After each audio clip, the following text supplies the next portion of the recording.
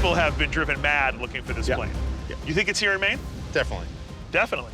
In the backcountry of Maine, I'm joining a pair of veteran wreck chasers who believe they know where to search for the white bird, one of the most important lost planes in history. Make the case. Why is it here?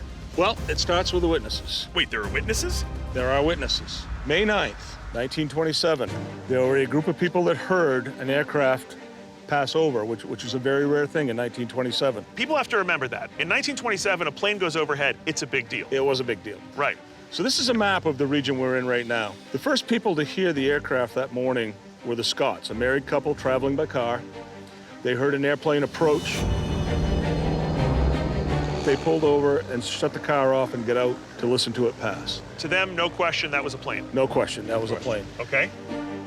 Shortly thereafter, we have the Magoons up here on their farm who actually saw an unusual white biplane come out of the fog, circle their farm once, and then flew off to the southeast. And the father was concerned enough after the plane flew to the southeast that he organized a search party of neighbors and went searching that area where he believed it had crashed. I mean, that's really compelling. I mean, Yes. what other white biplane is flying around up here in 1927? Exactly. And one of the things I'm getting looking at all of this is that there seems to be a consistency. This plane is flying south. Yes. The Scotts, the Magoons, and other witnesses all report seeing or hearing a plane moving in a southwesterly direction. So they're on fumes. Came in over Newfoundland. They're not going to make New York. Yeah, they're not going to make New York. It's possible that the first large body of water that they may have seen to land on would be Tunk Lake right behind us. This is Tunk Lake. This is Tunk Lake.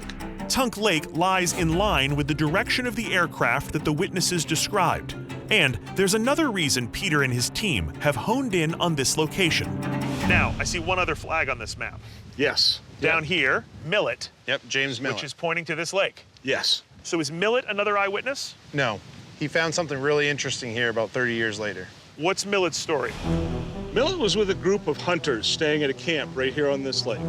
So on one particular day, they go up over a mountain. As they descend down the other side, they decide to stop for lunch. Millet sees a ledge that looks comfortable to sit on, and he discovers part of an engine sticking up out of the ground. He also discovers some pieces of white canvas. He discovers a bone that might have been a human tibia.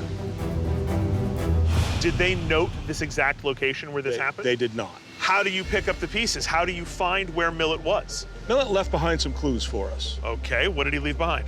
When Millet and his hunting partner got to the top of the mountain, they found a marker that he said was like a U.S. Geological Survey benchmark. These were markers that were put out as part of topographic surveys. They're all over the country, these things. Yes. All right? And many of the mountains in this area have coastal survey markers on them. So, obvious question, do any of these coastal markers exist on any of these peaks?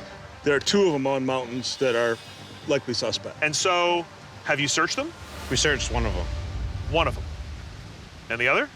You ready for a hike in the Maine woods? Hell yes, I am. Let's do it. Come on. The wreckage spotted by Millet nearly 3/4 of a century ago was left behind and has never been found. If it is airplane wreckage, there's every chance it's from the white bird.